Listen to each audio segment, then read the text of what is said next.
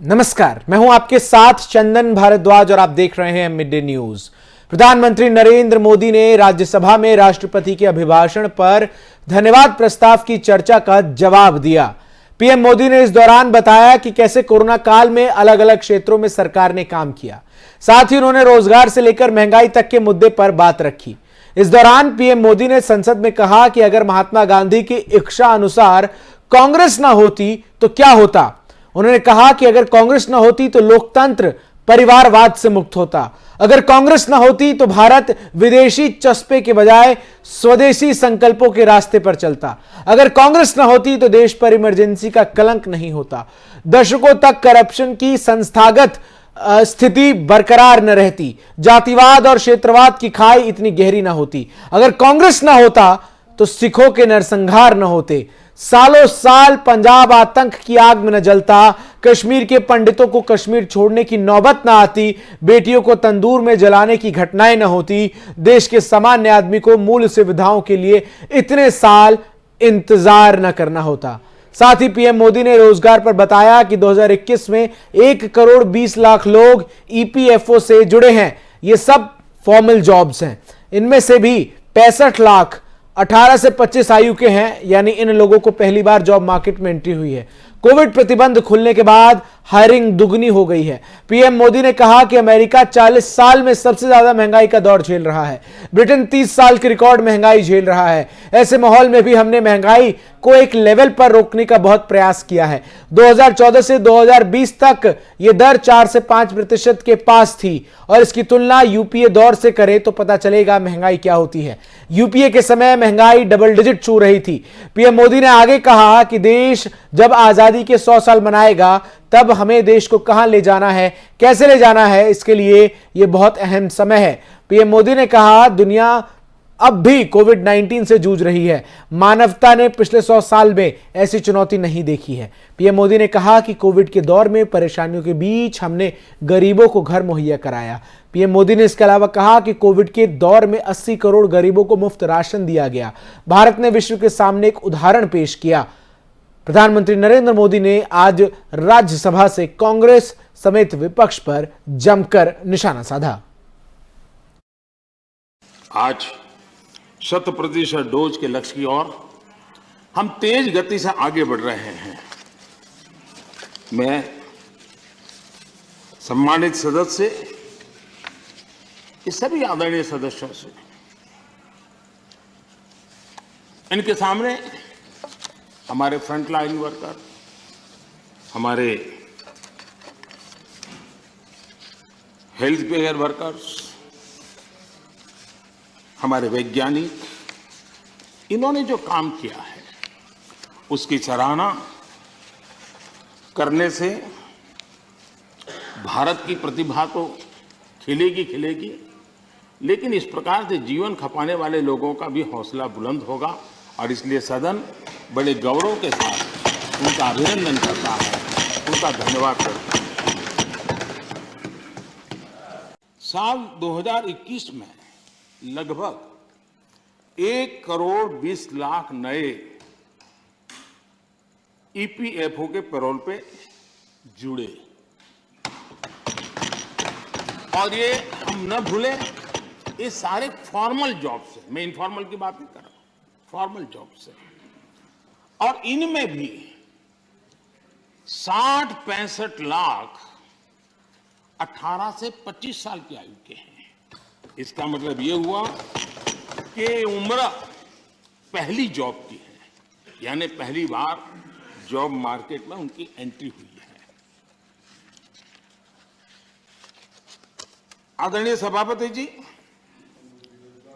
Report बताती है कि कोरोना के पहले की तुलना में कोविड रिस्ट्रिक्शन खुलने के बाद हायरिंग दोगुनी बढ़ गई है। नेस्कॉम की रिपोर्ट में भी यही ट्रेंड की चर्चा है। इसके अनुसार 2017 के बाद डायरेक्ट इनडायरेक्ट करीब, नेस्कॉम का कहना है, 27 लाख जॉब्स आईटी सेक्टर में, और ये सिर्फ स्किल की दृष्टि नहीं, उससे ऊपर के लेवल के लोग होते हैं जिनको रोजगार प्राप्त हुआ है। मैन्युफैक्चरिंग बढ़ने से वजह से भारत के ग्लोबल एक्सपोर्ट में वृद्धि हुई है और उसका लाभ रोजगार के क्षेत्र में सीधा सीधा होता है। आदरणीय सभापति जी, साल 2021 में यानी सिर्फ एक साल में भारत में जितने यूनिकॉर्न्स बने हैं वो पहले के वर्षों में बने कुल यूनिकॉर्न से भी ज्यादा है। रुख अगली खबर का करते हैं। कांग्रेस महासचिव प्रियंका गांधी वाड्रा ने सोमवार को प्रधानमंत्री नरेंद्र मोदी के आरोपों पर सख्त लहजे में पूछा कि क्या पीएम मोदी चाहते थे कि पैदल लौट रहे गरीबों को असहाय छोड़ दिया जाए।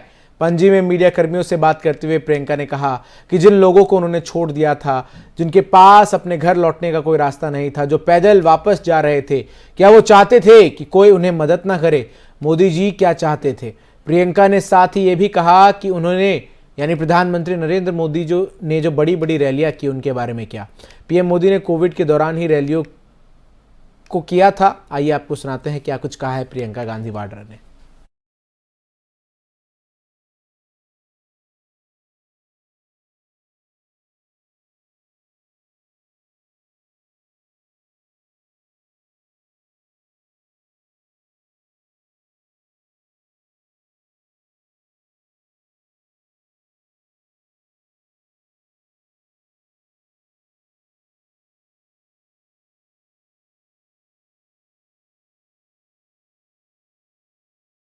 लोकसभा में प्रधानमंत्री नरेंद्र मोदी के भाषण पर प्रतिक्रिया देते हुए कांग्रेस सांसद अधीर रंजन चौधरी ने कहा कि हमारी पार्टी मेक इन इंडिया से इनकार नहीं करती है। यह नारा आज का नहीं बल्कि पूर्व प्रधानमंत्री इंदिरा गांधी ने सबसे पहले इस नारे को लगाया था। साथ ही उन्होंने कहा कि हमारा सवाल पीएम मोदी से है कि चीन से भारत का आयात बढ़कर 59 अरब डॉलर हो गया, तो ऐसे में सरकार का आत्मनिर्भर भारत कहां है। आइए आपको सुनाते हैं क्या कहा है अधीर रंजन चौधरी ने। प्रधानमंत्री जी की भाषण देते हैं, सारे सदन और सारे देश, सारे निगाहें टिकी है उन पे। और भाषण किस पे? भाषण होते हैं राष्ट्रपति जी की, महामहिम राष्ट्रपति जी की अभिभाषण पर। ये तो कोई बिहार, यूपी, उत्तराखंड की कोई चुनावी रैली नहीं है। सदन के अंदर इतने सारे मेंबरों ने अपना अपना पक्ष रखे, आम जनता की बात रखी।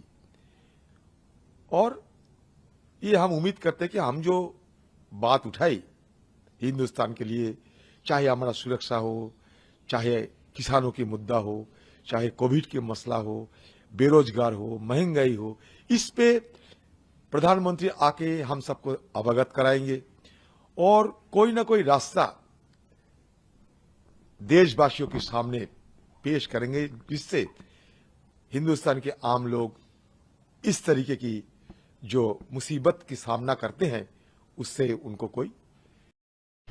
उत्तर प्रदेश विधानसभा चुनाव के पहले चरण के मतदान से पहले पश्चिम बंगाल की सीएम ममता बनर्जी यूपी के दौरे पर हैं। लखनऊ में ममता बनर्जी ने राज्य की योगी आदित्यनाथ सरकार पर निशाना साधा और कहा कि सीएम योगी बंगाल में ममता बनर्जी को हराने आए थे, कोविड को नहीं। आपने कितनी लाशें गंगा में बहा दी? जब कोई मरता है तो वहां ऊंचा हो जाता है, हर वर्ग का आदमी ऊंचा हो जाता है और आपने लाशों को बहा दिया। आज 5 साल बीजेपी सरकार ने क्या किया? पीएम मोदी कहते हैं कि वैक्सीनेशन फ्री में दिया, लेकिन ये पैसा जनता का पैसा है। उन्होंने कहा कि पीएम केयर में पैसे को ऑडिट नहीं होता है। जनता का पैसा कहां गया? कोविड से मिलने न जाने कितने लोग मरे और कई लोगों का पलायन हुआ। उत्तर प्रदेश चुनाव प्रचार के लिए पहुंची बंगाल की सीएम ममता बनर्जी ने यूपी चुनाव में सपा को जिताने और बीजेपी को हराने का आह्वान किया। इसके साथ ही ममता बनर्जी ने कहा कि भाई अखिलेश ने उत्तर प्रदेश बुलाया है, उसके लिए शुक्रिया अदा करती हूं। अभी रैली नहीं है, बीजेपी की रैली होगी, लेकिन हमारी रैली नहीं होगी। यदि रैली होती तो करोड़ों लोग आ जाते, लेकिन डर के कारण रैली नहीं हो रही। चुनाव आयोग की बात मानकर चलेंगे, हर चुनाव में इकट्ठा होकर बीजेपी को हराएं और सपा को जिताएं। 3 मार्च को फिर आपको बता दें कि ममता बनर्जी वाराणसी जाएंगी। देश को बीजेपी से बचाना है तो उसका समर्थन करना है, ये हमारा हक है। ये सब मायावती ने अखिलेश यादव के समर्थन में लखनऊ में कहा है।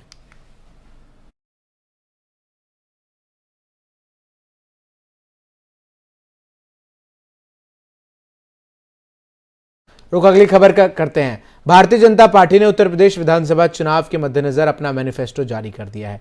बीजेपी ने अपना घोषणा पत्र को लोक कल्याण संकल्प पत्र 2022 नाम दिया है। पूर्व राष्ट्रीय अध्यक्ष और केंद्रीय गृह मंत्री अमित शाह ने सीएम योगी के साथ बीजेपी के इस घोषणा पत्र को जारी किया।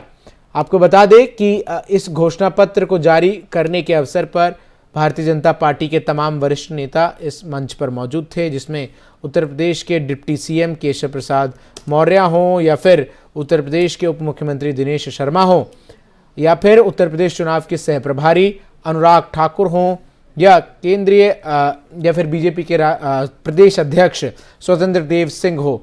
इन सभी ने घोषणा पत्र को जारी किया। घोषणा पत्र जारी करते हुए अमित शाह ने कहा कि ये घोषणा पत्र नहीं बल्कि एक संकल्प पत्र है, उत्तर प्रदेश को नए भविष्य की ओर ले जाने का संकल्प पत्र। उन्होंने कहा कि समाजवादी पार्टी के अध्यक्ष यही घोषणा पत्र लहराते हुए पूछते हैं ना कि कितने पूरे हुए। मैं उनको बता देना चाहता हूं कि 212 संकल्प पूरे हुए हैं। तो भारतीय जनता पार्टी ने उत्तर प्रदेश विधानसभा चुनाव के मद्देनजर घोषणा पत्र जारी कर दिया है। बीजेपी की तरफ से जारी इस घोषणा पत्र में मुफ्त 2 एलपीजी सिलेंडर, स्कूटी, किसानों को मुफ्त बिजली जैसे तमाम वादे किए गए हैं। सभी 18 मंडलों में एंटी करप्शन ऑर्गेनाइजेशन यूनिट स्थापित करने की बात इस घोषणा पत्र में शामिल है। लव जिहाद पर 10 साल की जेल और 1 साल का जुर्माना भी वसूलने की बात कही गई है। 10 लाख रोजगार और स्वरोजगार के मौके दिए जाएंगे, ऐसा घोषणा पत्र में कहा गया है। 2000 नई बसों के माध्यम से सभी गांवों में बस की सुविधा को पहुंचाने की बात कही गई है। काशी, मेरठ, गोरखपुर, बरेली, झांसी और प्रयागराज में मेट्रो सेवा की शुरुआत करने की बात कही गई है। इसके अलावा ईडब्ल्यूएस कल्याण बोर्ड का गठन भी जो है इस घोषणा पत्र में शामिल किया गया है। दिव्यांग और वरिष्ठ नागरिकों को 1500 रुपए प्रति माह घोषित करने का वादा इस घोषणा पत्र में भी किया गया है। इसके साथ ही साथ हर परिवार में कम से कम एक रोजगार या स्वरोजगार का वादा घोषणा पत्र में किया गया है। 2 करोड़ टैबलेट और स्मार्टफोन्स को बांटने का भी ऐलान बीजेपी ने इस घोषणा पत्र के जरिए किया है। साथ ही साथ एमबीबीएस की सीटें दुगने करने का वादा करने के साथ ही 6000 डॉक्टर और 10,000 पैरामेडिकल स्टाफ को नियुक्त करने का वादा इस घोषणा पत्र में किया गया है। इसके साथ ही साथ कॉलेज जाने वाली हर महिला को स्कूटी देने का भी वादा जो है वो घोषणा पत्र में दिया गया है। इसके साथ ही साथ आपको बता दें कि उज्ज्वला के सभी लाभार्थियों को होली और दीपावली पर 2 मुफ्त सिलेंडर देने का वादा घोषणा पत्र में किया गया है। सभी सार्वजनिक स्थानों और शैक्षणिक संस्थानों में सीसीटीवी कैमरा जो है वो लगेंगे, इसका भी ऐलान इस घोषणा पत्र में किया गया है। उसके अलावा यूपी पीसीएस समेत सभी सरकारी नौकरियों में महिलाओं की संख्या को दुगनी करने का वादा जो है किया गया है। हर मंडल में एक यूनिवर्सिटी का ऐलान भारतीय जनता पार्टी ने इस घोषणा पत्र से किया है। इसके अलावा बीजेपी का घोषणा पत्र जारी होने के बाद योगी आदित्यनाथ ने कहा कि 25 करोड़ लोगों का जीवन में बदलाव लाने वाला ये पत्र है। 5 साल पहले भी भारतीय जनता पार्टी प्रधानमंत्री नरेंद्र मोदी के नेतृत्व में एक संकल्प पत्र लेकर आई थी। उन संकल्पों को मंत्र बनाकर बीते 5 सालों में काम किया गया है और एक बार फिर जनता जब भारतीय जनता पार्टी को चुनेगी तो इस संकल्प पत्र में शामिल तमाम वादों को पूरा किया जाएगा।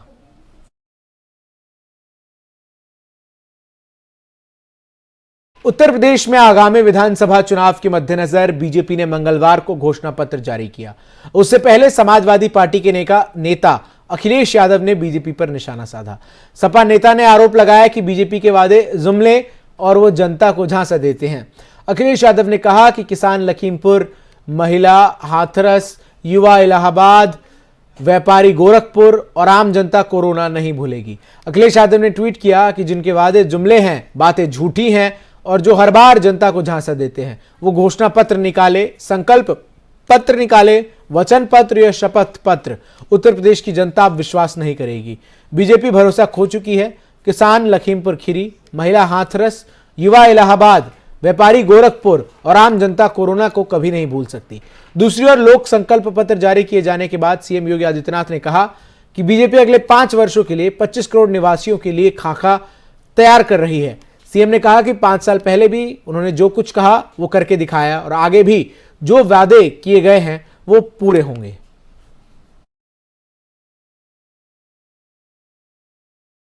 त्रिपुरा में 2023 में होने वाले विधानसभा चुनाव से पहले जोड़ तोड़ की राजनीति शुरू हो गई है।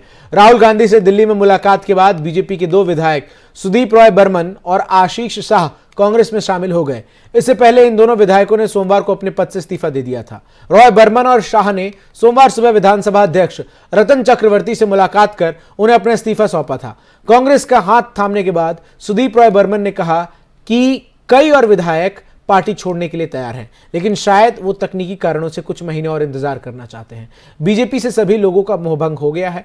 आपको बता दें कि सोमवार को विधानसभा अध्यक्ष रतन चक्रवर्ती ने कहा था कि रॉय बर्मन और शाह ने उनसे मुलाकात की और अपने त्यागपत्र सौंपे। उन्होंने कहा कि मैंने त्रिपुरा विधानसभा सचिव को त्यागपत्रों की जांच करने को कहा है। मैं केवल तभी उनके त्यागपत्र को स्वीकार करूंगा जब वो सदन के कार्यालय संचालन नियमों के मानदंडों के मुताबिक होंगे। इससे पहले 29 जनवरी को बीजेपी के बागी विधायक सुदीप रॉय बर्मन ने त्रिपुरा सरकार पर हमला किया था। उन्होंने कहा था कि राज्य में लोकतंत्र नहीं है और यहां लोगों का दम घुट रहा है। साथ ही उन्होंने पार्टी छोड़ने के सवाल पर कहा था कि वो अपने लोगों से पूछने के बाद ही अपने भविष्य पर फैसला करेंगे। त्रिपुरा में आपको बता दें कि 2023 में विधानसभा चुनाव होने हैं।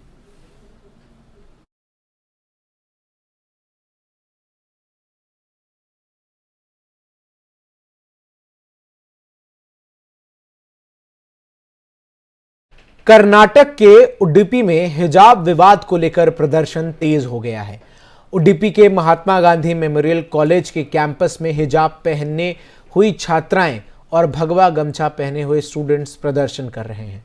मंगलवार सुबह हिजाब पहनी हुई छात्राओं और भगवा गमछा पहने हुए स्टूडेंट्स ने कॉलेज कैंपस में एक दूसरे के खिलाफ नारेबाजी की। हालांकि पुलिस प्रशासन स्टूडेंट्स को समझाने की कोशिश कर रहा है। उनसे क्लास में वापस जाने के लिए कहा जा रहा है।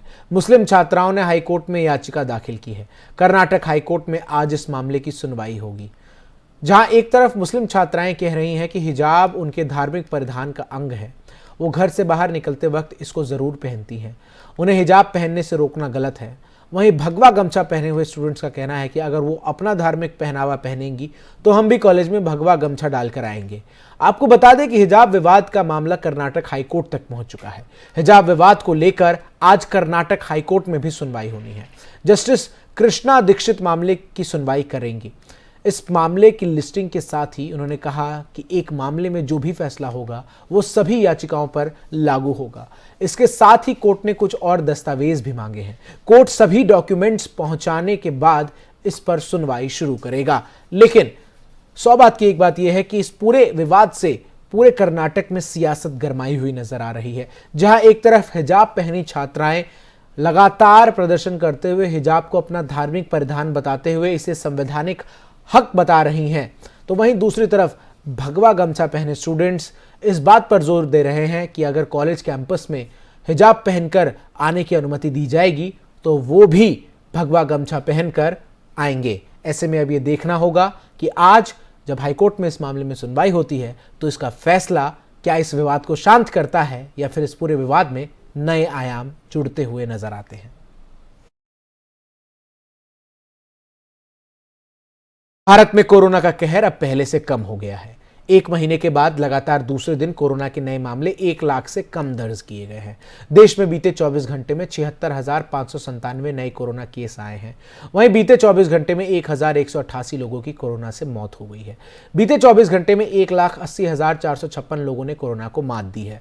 कोरोना महामारी की शुरुआत से लेकर अब तक कुल 4,23,39,611 लोग संक्रमित हुए हैं। इनमें से 5,04,062 लोगों की मौत हो चुकी है। अब तक 4,08,40,000 लोग ठीक भी हुए हैं। देश में कोरोना एक्टिव केस की संख्या 10 लाख से कम है। कुल 9,94,891 लोग अभी भी कोरोना वायरस से संक्रमित हैं, जिनका इलाज चल रहा है। देश में कोरोना से मृत्यु दर 1.19% है, जबकि रिकवरी रेट 96.19% है। एक्टिव केस 2.62% है।